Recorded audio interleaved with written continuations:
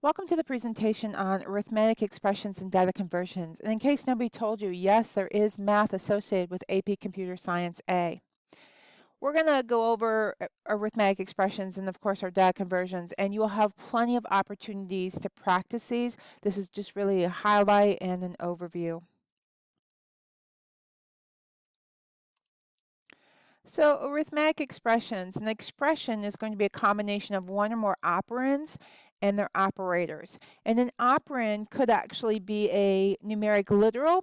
It could be a variable that holds one of our numeric data types, or it could be a combination of both.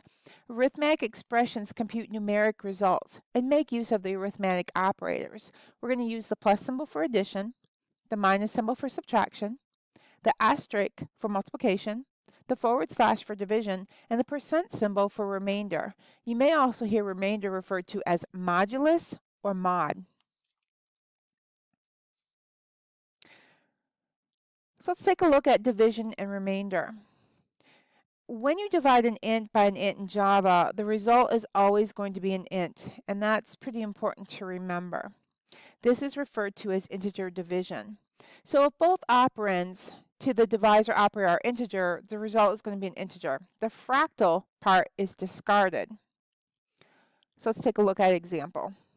So if I've got 14 divided by 3, and I ask myself, how many times does 3 go into 14? Well, 3 times 4 would be 12, and I would have 2 left over. So my answer to that is going to be 4. Let's look at another one. If I've got 8 and I divide it by 12, well, how many times will 12 go evenly into 8? Well, it doesn't go any. So your answer is going to be 0, and the remainder is going to be chopped off. So the technical way that we say this is that the result is truncated, which means that the decimal point of the answer is discarded. It's never rounded. For instance, if you divided two ints and the answer was 13.99999, in Java, the int division answer is going to be 13. We would not round up to 14. So again, in Java, with int division, we never round. If either of the operands is a double, the result will then be a double. But if both operands are ints, the result is going to be an int.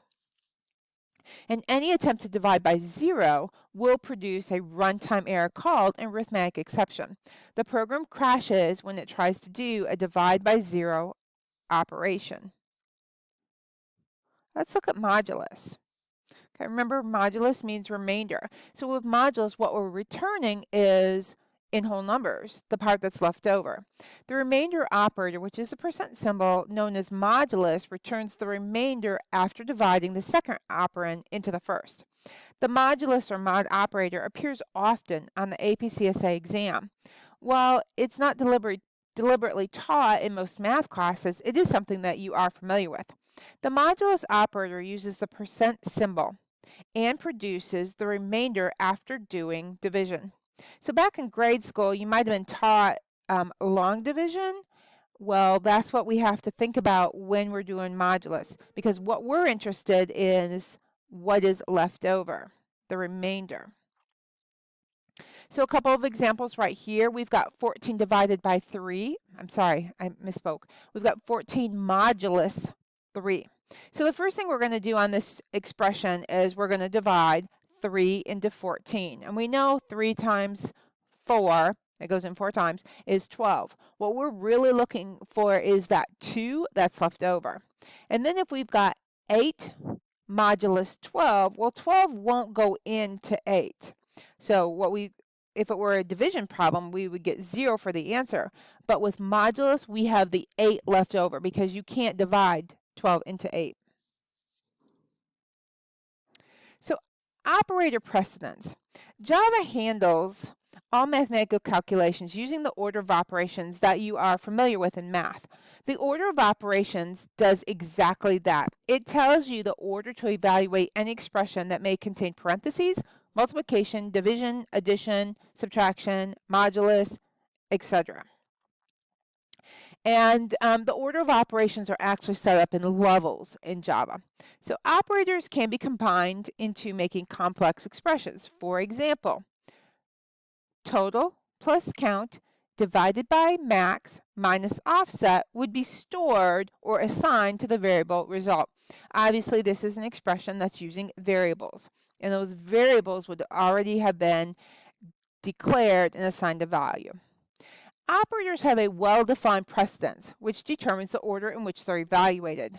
Multiplication, division, and modulus, or remainder, are evaluated prior to addition, subtraction, and string concatenation. We'll talk about string concatenation later. Arithmetic operators with the same precedence are evaluated from left to right. So that means if we have an expression that has multiple operators on the same level, such as our example on line 2, total plus count divided by max minus offset, we've got the plus and the minus are on the same level. So then we would evaluate those left to right. So we would do the addition before we do the subtraction.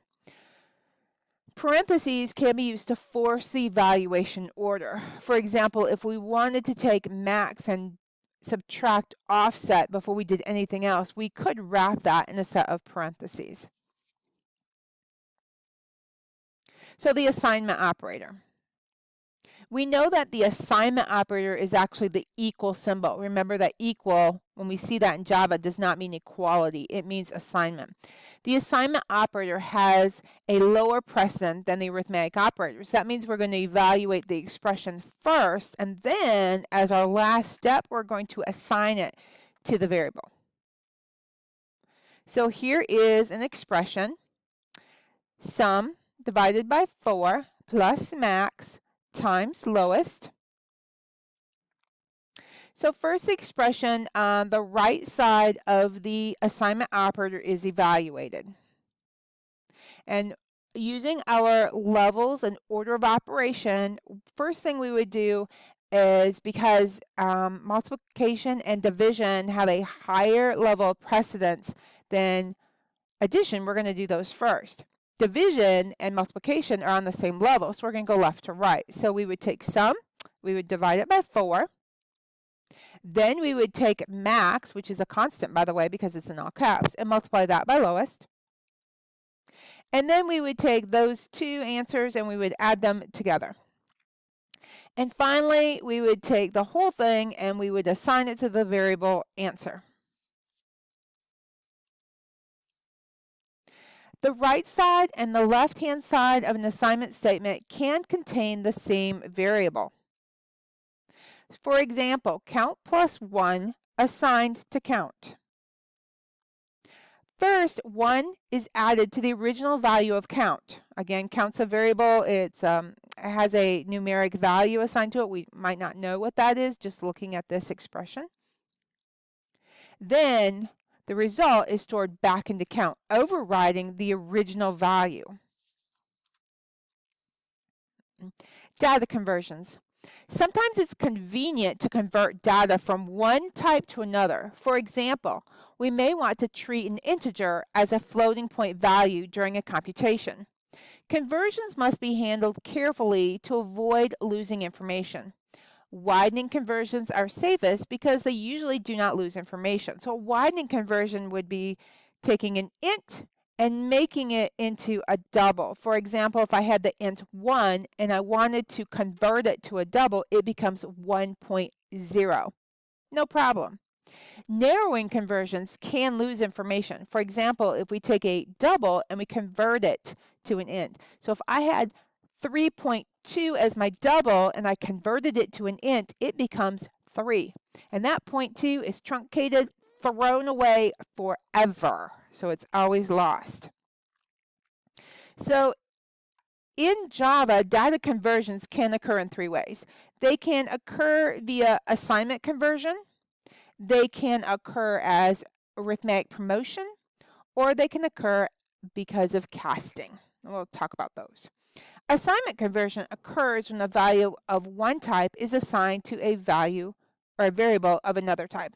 For example, we're taking the integer 3 and we're assigning it to a variable that is a data type of a double. So what happens is we take that int 3, we assign it to that double variable, and it becomes 3.0 in memory. That's assignment. And only widening conversions can happen via assignment. So if you actually tried to take 3.8 and assign it to a data type int variable, it would actually throw an error. So it just doesn't work that way. Arithmetic promotion happens automatically when operators and expressions convert their operands. And then the third way is casting. So casting is the most powerful and dangerous technique for conversion. Both widening and narrowing conversions can be accomplished by explicitly casting a value. To cast, the type is put in parentheses in front of a value being converted. For example, if total and count are integers, but we want a floating point result when dividing them, we can cast total to a double. So if you look at the example down here, we're taking total and we're dividing it by count. Both total and count were integer variables. When we cast one of those variables, we're putting the data type we're casting to in parentheses. So in this case, we're telling total, for this expression only, pretend you are a double. Okay. That way, when we take total, we divide it by count, we're actually going to get a result that is a floating point. On the APCSA exam, you will be tested on the correct way to cast variables. Casting is a way to tell a variable to temporarily become a different data type for the sake of performing some action, such as division. The most common type of casts are from an int to a double or a double to an int. So let's try some examples right here. And I can't actually write on my PowerPoint, so I'm just going to talk you through it. So we've done a declaration and an assignment right here in our top statement. We've got total, total and count are both declared as ints. Total's been assigned the value of 16 and count has been assigned the value of 5. And then we have declared the variable result and we've declared its data type as double. So that means it's going to hold a floating point. If we take total and we divide it by count, what are we going to get?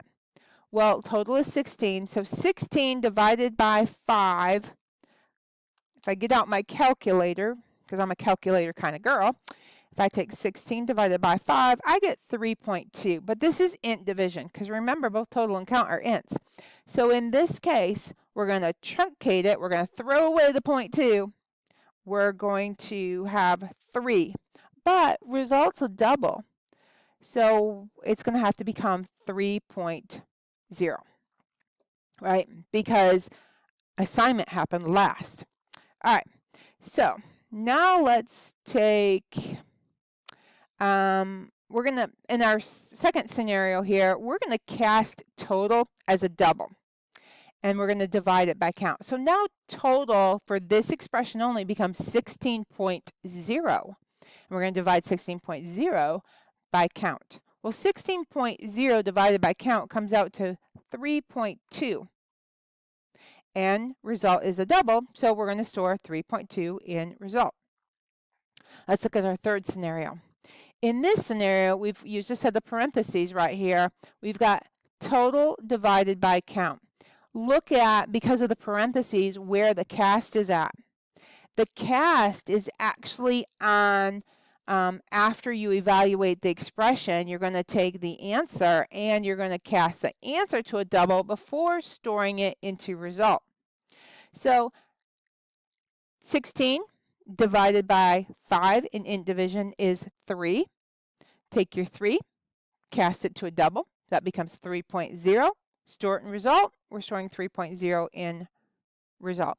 What happened to that 0.2? Well, it got truncated, right? When we did the int division, 16 divided by 5, we truncated the 0.2, we chopped it off, we threw it away. It's forgotten about forever and ever. All right, so following this presentation, you're going to get some opportunities to practice.